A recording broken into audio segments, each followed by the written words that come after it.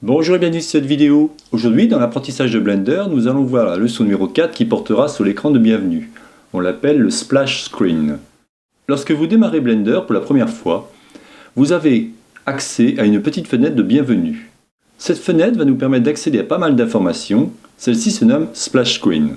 Dans mon cas, je suis sur la version 2.78, mais cela est identique pour les versions précédentes. Donc, sans plus attendre, regardons cela ensemble. Donc nous voici sur Blender, et pour accéder à ce petit écran de bienvenue, il faut aller ici dans Help, Splash Screen. Et vous voyez, vous avez différentes informations.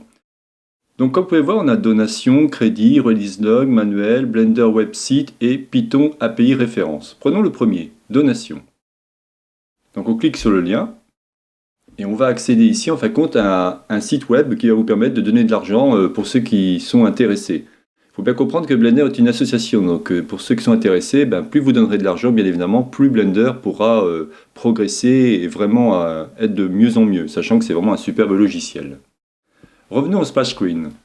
Le deuxième lien, c'est le crédit. En fin de compte, c'est simplement tous les gens qui ont participé, si vous voulez, au patch, au débugage du logiciel et ainsi de suite, afin que celui-ci soit le plus cohérent possible et surtout qu'il n'y ait pas de bug lorsque utilisateurs comme nous allons l'utiliser.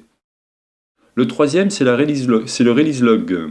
Donc là, si on clique dessus, on va tomber en fin de compte sur les dernières évolutions de la 218. Qu'est-ce qui a été apporté, quelles sont les nouveautés en fin de compte qui ont été mises en place pour la version 218. Donc là, je vous laisserai regarder.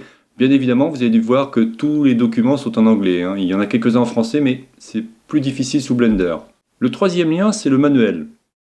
Vous l'aurez compris, c'est tout simplement le manuel d'utilisation pour Blender 2.6, à partir de 2.6.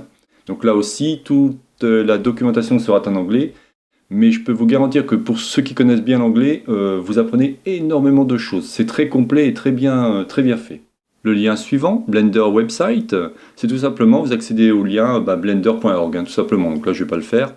Ce qui est intéressant pour les programmeurs, c'est Python API référence. Lorsque vous cliquez dessus, vous allez accéder en fin de compte à toute une documentation sur la programmation en Python qui vous permettra de faire des add-ons. Donc ça peut être des add-ons comme des arbres, enfin ça peut être énormément de choses que l'on verra au fur et à mesure lors de l'apprentissage de Blender. Ensuite ici vous avez un preset. Il faut savoir que les gens qui étaient avant sur les logiciels comme 3ds Max ou Maya ont des habitudes avec les raccourcis clavier. Vous pouvez faire en sorte d'adapter vos raccourcis clavier pour les logiciels 3ds Max et Maya. Ce qui sous-entend que tous mes raccourcis clavier que moi je vous explique ne seront plus valides, bien évidemment. Donc ce sera à vous de vous débrouiller. Mais bon, comme on est dans l'apprentissage de Blender, je ne pense pas que les gens sortent de là. Quoi qu'il en soit, si vous faites ça, ne prenez plus en compte mes raccourcis clavier. Ça ne marchera plus.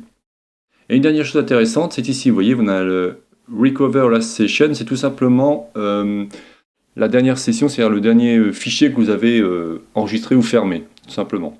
Là aussi, nous verrons plus tard dans Blender comment faire en sorte, s'il y a un crash sur Blender, ça peut arriver, ou une coupure de courant, que tout votre travail, imaginez vous avez travaillé 4 heures d'affilée sur un travail important, d'un seul coup, coupure de courant, vous avez tout perdu. Heureusement, Blender a des fonctions qui permettent de tout garder en cas de crash et revenir à l'identique, ce qui est énormissime. Alors comme vous pouvez voir ici, si on fait un petit tour d'horizon, tout est en anglais comme je vous disais. La prochaine vidéo en fin de compte portera sur les subtitles, c'est-à-dire que je vous expliquerai comment mettre les sous-titres. Vous voyez, si on glisse ici notre icône, on a une explication en anglais. Alors pour ceux qui n'aiment pas la langue de Shakespeare, et de toute façon moi-même, des fois il y a des options qui sont très complexes, j'ai besoin d'avoir l'explication en français. Donc je vous expliquerai pour la prochaine vidéo comment mettre les sous-titres, ce qu'on appelle les subtitles, en français.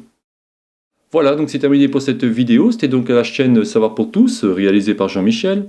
Si vous avez aimé cette vidéo, n'oubliez pas de liker ou tout simplement vous abonner à ma chaîne. N'hésitez pas à me faire des commentaires, je me ferai un plaisir de vous répondre. Je vous souhaite une bonne journée et je vous dis à la prochaine vidéo. Bye bye.